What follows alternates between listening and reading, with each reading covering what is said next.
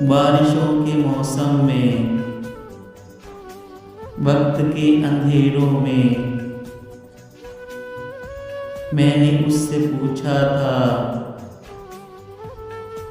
छोड़ तो न जाओगे। हाथ थाम कर उसने कान में ये बोला था,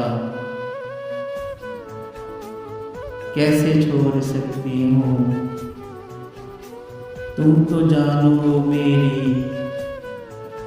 और आज ऐसा है, वक्त की तमाज़त में, वहशतों के मौसम में,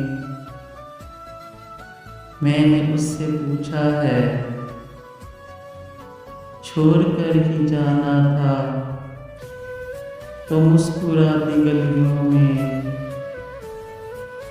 आस क्यों दिलाई थी, प्यास क्यों जगाई थी। मेरे इन सवालों पर चलते चलते वो बोली, मौसमों की आदत है वक्त पर बदल जाना।